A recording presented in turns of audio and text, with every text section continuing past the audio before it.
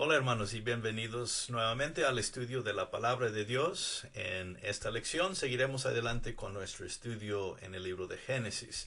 Esta es lección 68 y ya estamos acercando el fin de este estudio en este libro tan hermoso del Antiguo Testamento, el primer libro en la Biblia, ¿verdad? Libro de Génesis. En esta lección vamos a ver finalmente la muerte y sepultura de el gran patriarca Jacob. Y vamos a ver que hay mucho detalle que se va a presentar aquí. Muchas cosas importantes que esta parte en la vida de Jacob, su muerte, su sepultura, en verdad resaltan temas importantes en el libro de Génesis, temas muy importantes. Así que en esta lección veremos el significado de la muerte y la sepultura de Jacob y qué esto tiene que ver con nosotros hoy en día, cristianos viviendo hoy. Vamos a comenzar en la última parte de Génesis 49 y veremos la primera parte del capítulo 50. Así que comenzaremos entrando en el texto bíblico. Vamos a ver los primeros o los últimos versos, mejor dicho, del capítulo 49. Y aquí vamos a ver cómo Jacob va a dar sus instrucciones finales, ¿verdad? Las direcciones que él quiere que sus hijos sigan, especialmente José, al él morir, ¿verdad? Jacob en su muerte. Así que a verso 29, esto comienza con Jacob hablando a sus hijos, continuando, ¿verdad? Hablando a sus hijos. Cuando él dice, les mandó luego y les dijo, yo voy a ser reunido con mi pueblo. Sepultadme con mis padres en la cueva que está en el campo de Efrón, el Eteo, en la cueva que está en el campo de Macpela, al oriente de Mamre, en la tierra de Canaán, la cual compró Abraham con el mismo campo de Efrón, el Eteo, para heredad de sepultura. Allí sepultaron a Abraham y a Sara su mujer. Allí sepultaron a Isaac y a Rebeca su mujer. Allí también sepulté yo a Lea. La compra del campo y de la cueva que está en él fue de los hijos de Het. Cuando acabó Jacob de dar mandamientos a sus hijos, encogió sus pies en la cama y expiró, y fue reunido con sus padres. Muy bien, como vemos aquí en el texto, pues los últimos versos, las últimas palabras, últimas instrucciones de Jacob a sus hijos, una vez más tocante a su muerte. Y vemos lo que él dice. Él sabe, ¿verdad? Ya está próximo a morir. Él ha llegado al fin de su vida. Una vida larga, una vida llena de mucha actividad y sobre todo, y lo más importante, una vida caracterizada por las promesas de Dios. Por eso Jacob es tan importante en el estudio de Génesis. Él es el padre de lo que va a ser la nación de Israel más adelante por medio de estos 12 hijos, ¿verdad? Pero sobre todo eso es importante porque las promesas finalmente, las promesas que Dios dio a Abraham y luego a su padre Isaac, ahora han pasado a Jacob y hemos visto cómo Jacob ha enfrentado, ha luchado un poco, sí, y ha aceptado y confiado en estas promesas de Dios. No siempre fue algo fácil, ¿verdad? La vida de Jacob no comenzó, vamos diciendo, tan bien, pero como recordamos allá atrás en Génesis 28, cuando Dios se le aparece por primera vez en la ciudad que él llama después Betel, la casa de Dios, donde él tuvo ese sueño inicial, hasta este momento, ¿verdad? El libro de Génesis se ha, pues, preocupado por la vida de Jacob, de este hombre, ¿verdad? Que ha luchado con Dios y con los hombres, como Dios mismo dijo, y ha salido victorioso. Finalmente llega el día de su muerte. Y vemos algo muy importante que les dice a sus hijos aquí. Ya hemos visto esto antes, pero el texto lo vuelve a repetir. El último deseo de Jacob, la última petición, la última cosa que él les dice es: no me entierren aquí en Egipto, devuélveme a la tierra de mis padres. Y más específicamente, él quería ser enterrado en la cueva de Abraham, ¿verdad? La cueva que está en el campo de Macpela, la cueva que Abraham compró, donde Abraham está sepultado, Sara también, su esposa, Isaac, ¿verdad? El padre de Jacob, Rebeca, su mamá, ahí están. Y él dice, donde yo también puse a Lea. Lea fue la que fue sepultada ahí también. Muy interesante, ¿verdad? Porque recordamos que la otra esposa de Jacob, Raquel, murió fuera de la ciudad de Belén, y ella fue sepultada ahí. Pero Lea fue sepultada aquí en esta misma cueva. Entonces, al final de cuentas, cuando vemos a los patriarcas, las vidas de los patriarcas y donde ellos quedan sepultados, vemos a los tres gran patriarcas con sus esposas en esta misma cueva, todos sepultados ahí. Y esa es la instrucción final que Jacob les da a sus hijos. Por favor, llévame a la tierra de Canaán, ¿verdad? No me entierren aquí en Egipto.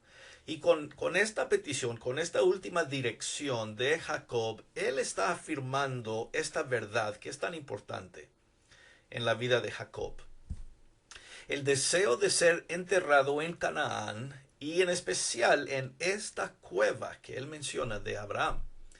Él está diciendo en su último momento, con literalmente su último respiro, ¿verdad? Él está diciendo: yo confío todavía en las promesas de Dios.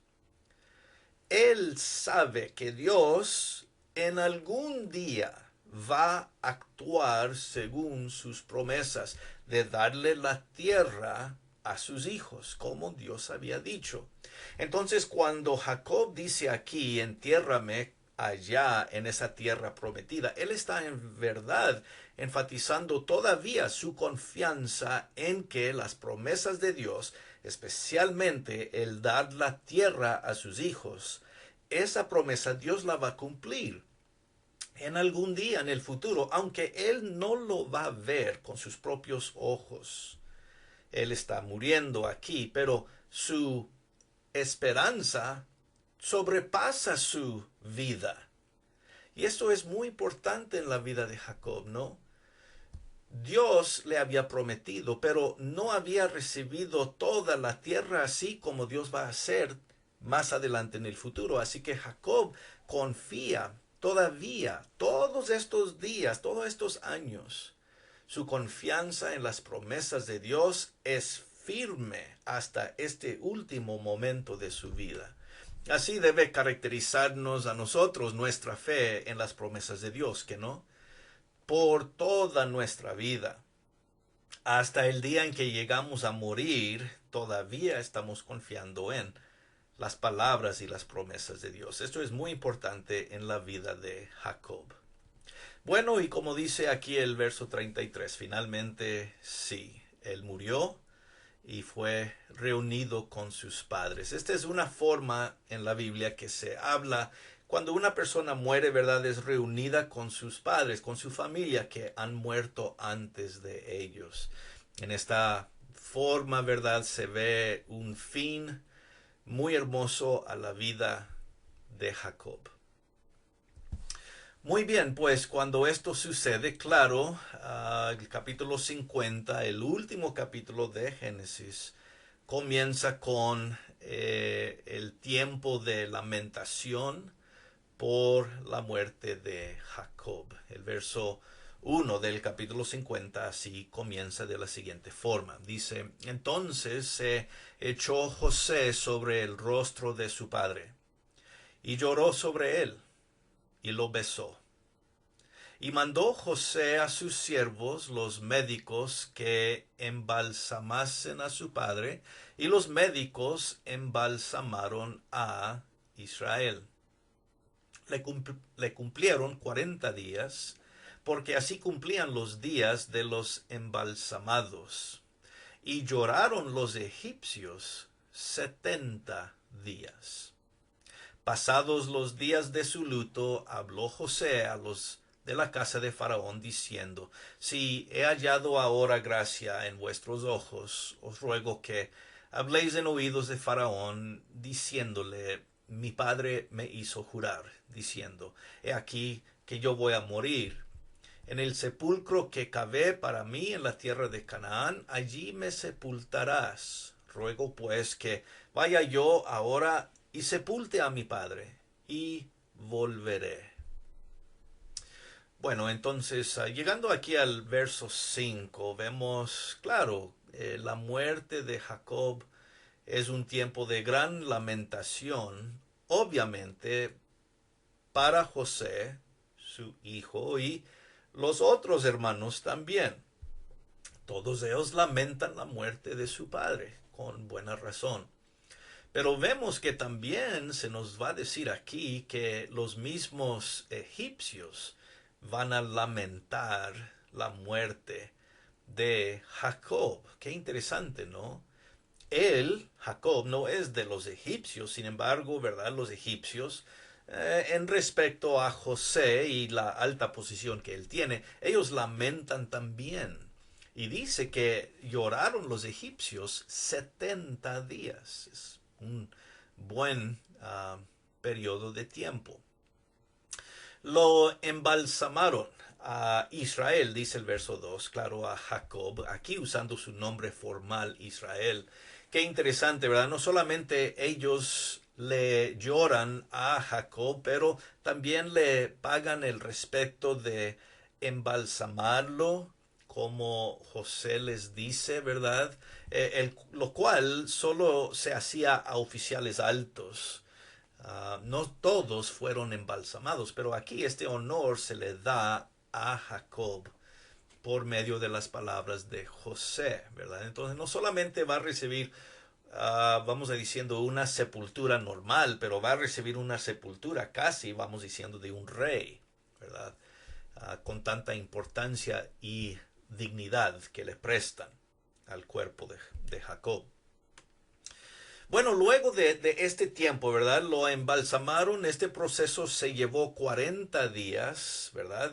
Quiere decir que fue muy detallado. Los egipcios eran los más famosos en poder embalsamar a un cuerpo, es decir, según su pensamiento, para preservar al cuerpo lo más posible para la próxima vida, la vida después. La vida después de la vida terrenal, la vida espiritual. Los egipcios pensaban, ¿verdad?, que el cuerpo acompañaba al espíritu de alguna forma. Entonces, cuando ellos embalsamaban, esto era para preservar el cuerpo para la próxima vida, según ellos, ¿no? Y por eso ellos hacían eso, eran los más famosos en la antigüedad de hacer esto. Y por eso se lleva 40 días este proceso, ¿verdad? Muy detallado, muy largo, para preservar el cuerpo. Incluso se sabe, ¿verdad? Hoy en día que todavía cuando ven las tumbas de los faraones hoy en día, uh, son muy bien preservados los cuerpos. Muy interesante. Bueno, después de todo esto, el verso 4 dice que después de estos días de embalsamar, los 40, los 70 días de llanto de los egipcios, es cuando José le pide permiso a Faraón llevar el cuerpo de su padre Jacob a Canaán, y les habla a los de la corte de Faraón y les dice: pídele a Faraón este favor por mí. Yo juré a mi padre que lo iba a llevar. Él quiso esto en su último momento, ¿verdad? Y yo le dije que sí lo iba a hacer. Pídele a Faraón para que yo pueda ir, y luego de sepultarlo yo voy a volver aquí a Egipto. Y pues Esa es la parte que vemos aquí al final del verso 5. Comenzando en el verso 6, ya vemos a Faraón y su respuesta cuando él dice, ve y sepulta a tu padre, como él te hizo jurar. Verso 7, entonces José subió para sepultar a su padre, subieron con él todos los siervos de Faraón, los ancianos de su casa y todos los ancianos de la tierra de Egipto. Toda la casa de José, sus hermanos, la casa de su padre. Solamente dejaron en la tierra de Gosén sus niños y sus ovejas y sus vacas. Subieron también con él carros, gente de caballo, y se hizo un escuadrón muy grande. Llegaron hasta la era de Atad, que está al otro lado del Jordán, endecharon ahí con grande y muy triste lamentación, y José hizo a su padre duelo por 7 días. Viendo los moradores de la tierra, los cananeos, el llanto en la era de Atad, dijeron, llanto grande es este de los egipcios, por eso fue llamado su nombre Abel Mitzraim, que está al otro lado del Jordán. Bueno, viendo aquí hasta el verso 11. Vemos aquí, hermanos, el gran detalle que se presenta en el proceso de llevar el cuerpo de Jacob a la tierra de Canaán, ¿verdad? Y vemos, el faraón le dice a José, sí, está bien, ve, sepulta a tu padre, y vemos que va con José una gran compañía, una multitud muy grande, no solo de la casa de Israel, ¿verdad? Todos sus hijos, descendientes, solo quedan los niños, ¿verdad? Es decir, los más jóvenes en casa, los animales ahí también, ¿verdad? Vacas, ovejas, quedan en Egipto, la tierra de Gosén. Pero con él sube toda esta gente, parte de los egipcios con ellos, ¿verdad? Verso 9. Gente de a caballo, ¿verdad? Un escuadrón muy grande, es una multitud muy grande aquí. Y llegan finalmente a la tierra de Canaán, a lo que es descrito, verso 10, como la era de Atad, que está al otro lado del Jordán, ¿verdad? Según el verso 10. Y cuando llegan ahí, hacen una gran lamentación por Jacob. José lamenta a su padre por 7 días más. Y los cananeos, verso 11, viendo todo esto, esta gran multitud, este gran número de personas, dicen ellos, ¿verdad?, que el llanto es grande entre los egipcios, ¿verdad? Y por eso el nombre de ese lugar fue conocido como Abel Mitzraim, que quiere decir el lamento de los israelitas. Y por eso, perdón, el lamento de los egipcios, por eso nombran ese lugar así. Y el punto aquí, hermanos, es algo interesante que queremos resaltar. ¿Por qué tanto detalle en la sepultura, este proceso, esta gran cantidad de gente?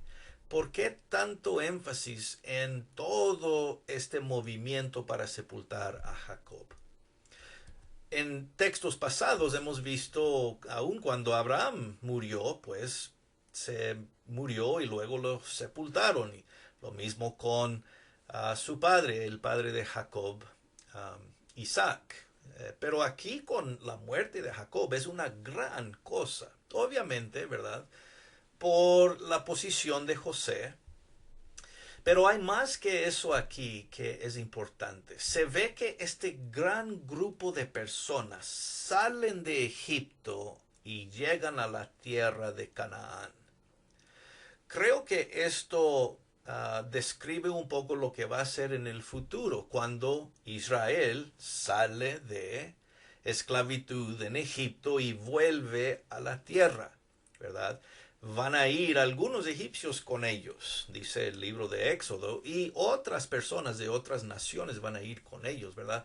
Entonces creo que este proceso de llevar, este viaje de llevar a Jacob a la tierra prometida, acompañado por tantos egipcios, va a ser una forma de resaltar el éxodo más adelante. Aquí un gran número de personas salen de Egipto, van a la tierra prometida. Y en el éxodo van a salir una gran cantidad, ¿verdad?, de israelitas con otros con ellos y van a llegar finalmente a la tierra prometida. Entonces hay algo de conexión ahí. Pero también la conexión aquí tiene que ver con la tierra misma. La tierra ha sido el centro de las promesas de Dios después del nacimiento de Isaac, ¿verdad? La primera preocupación de Abraham era: no tengo hijo. Pero Dios cumplió esa promesa. Y ya después la promesa se centra en la tierra que Dios les va a dar. Así que cuando vemos a este gran grupo regresando a la tierra de Canaán, esto resalta la esperanza más adelante en el Antiguo Testamento, cuando la nación de Israel, saliendo de la tierra, va a regresar a la tierra. Es un énfasis muy grande sobre regresando a la tierra prometida. Dios hará que su pueblo regrese a la tierra, porque la tierra es la promesa de Dios. Y las promesas de Dios se cumplen. Así que hay un gran significado aquí con todo este gentío, podemos decir, este gran grupo llegando a la tierra prometida. No solo es Israel, sino con Egipto ahí representa a las otras naciones.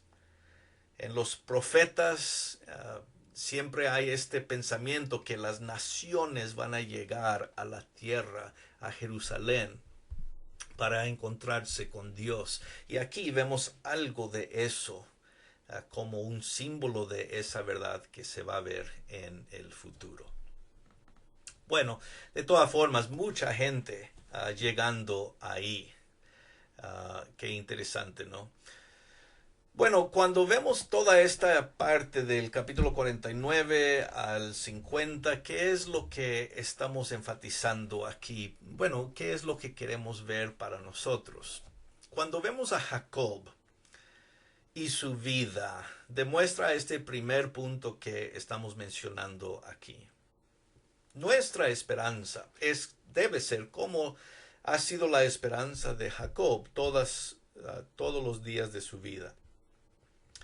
Esta esperanza que tuvo Jacob en las promesas de Dios duró toda su vida, hasta el momento final. Y eso también debe caracterizarnos a nosotros, ¿no? Nuestra fe debe llevarnos por toda nuestra vida, hasta nuestro último día en esta vida terrenal. Todavía estamos confiando en las grandes promesas de Dios. Ese es parte de lo que se está presentando aquí, el ejemplo de Jacob, que debe caracterizarnos a nosotros también. Pues no podemos terminar esta lección sin otra vez observar la importancia de las promesas de Dios. Estas promesas de Dios son dignas de honor, es decir, reconocimiento de que Dios va a cumplir sus promesas en su tiempo. Dios es fiel. Esa es una de las verdades que no solo esta lección demuestra, no solo la vida de Jacob demuestra, pero todo el libro de Génesis, ¿verdad?, demuestra que Dios es fiel para cumplir sus promesas. Entonces aquí vemos otra vez, sí, este énfasis, poniendo énfasis en lo que Dios todavía hará en el futuro. Las promesas de Dios nos conducen hacia el futuro y, como digo aquí, son dignas de honor porque Dios sí las va a cumplir. Algunas durante nuestra vida, pero otras tal vez después de nuestra muerte, ¿verdad? Solo porque no vemos todas las promesas de Dios cumplidas, no quiere decir que Dios no las va a cumplir en el futuro. Sí lo va a hacer. Y otra vez, la esperanza y la fe de Jacob sobrepasa su vida terrenal. Él siempre está viendo hacia adelante en estas promesas de Dios que todavía se van a cumplir. Y nosotros debemos hacer lo mismo.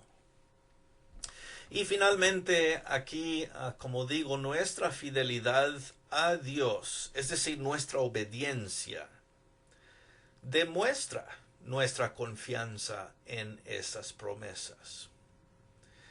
No solo es decir, yo confío en las promesas de Dios, sino que nuestra vida debe ser una vida obediente a la palabra de Dios. Eso, nuestra obediencia a lo que Dios dice, es lo que demuestra nuestra confianza en las promesas de Dios. En otras palabras, si en verdad confiamos en Dios, en todas las promesas que Dios nos ha hecho, nuestra vida terrenal va a ser una vida de obediencia a esa palabra de Dios. No solo es decir, sí, yo confío en las promesas de Dios y luego vivir nuestras vidas totalmente diferentes. No. Confiamos en las promesas de Dios, sí. Lo que demuestra eso más que todo es la forma en que vivimos de acuerdo de la palabra de Dios. Si nuestra obediencia corre o corresponde con lo que proclamamos con nuestros labios de sí tener confianza en las promesas de Dios.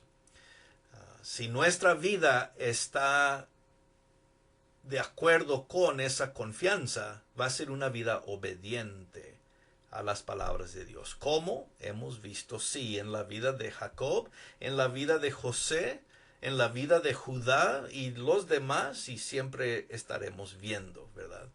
Esta es ciertamente una de las verdades importantes, creo que podemos sacar y ser recordados en esta lección final en la vida de Jacob. Muy bien, hermanos, pues vamos a dejar nuestro estudio aquí por el momento. En nuestra próxima lección veremos el fin del libro de Génesis. Vamos a ver la última parte del capítulo 50 y vamos a ver, ¿verdad?, lo que pasa ahí con José finalmente y sus hermanos. Y pues, como digo, el fin del estudio sobre este libro de Génesis. Espero que esta lección de hoy pues nos siga motivando y nos siga enseñando cómo vivir una vida fiel, viendo la vida que ha sido la vida de Jacob, ¿verdad? Hasta entonces, la próxima lección, hermanos, que estén muy bien, reciban como siempre un gran abrazo, saludo y gracia y paz.